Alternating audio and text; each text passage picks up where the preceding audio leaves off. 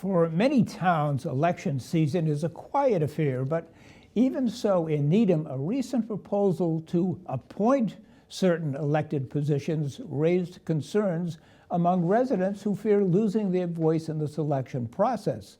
At the Select Board public hearing on Tuesday, March 14th, locals made their voice heard. Yushao Yuan reports.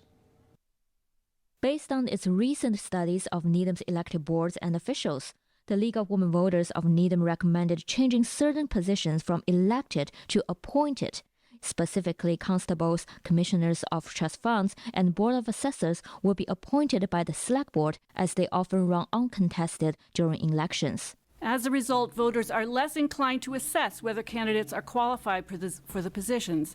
That's not to say at all that our present officials are not qualified.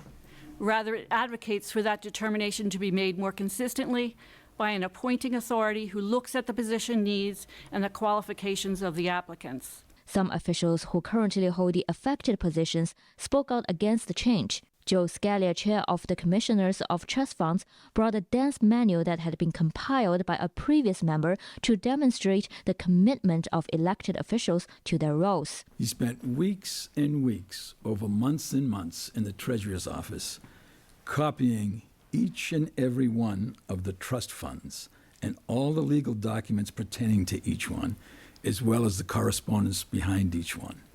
Then he made copies of all of them for each of the commissioners and one for the treasurer of the town.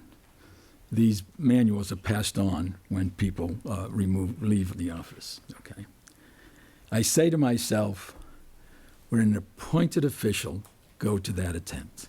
The commissioners of trust funds are responsible for managing various funds donated to the town as bequests, either in honor of a person or for a specific purpose.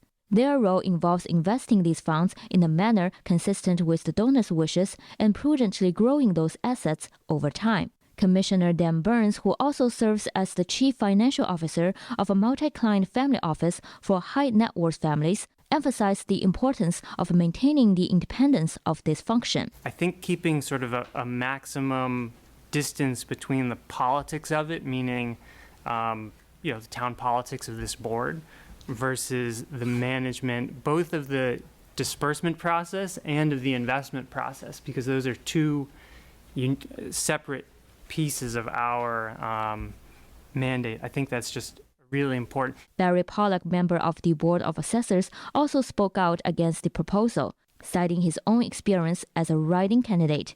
He pointed out that in 2021, there were no candidates on the ballot for this position, and he won with 233 votes compared to the incumbent candidate who received 107 votes.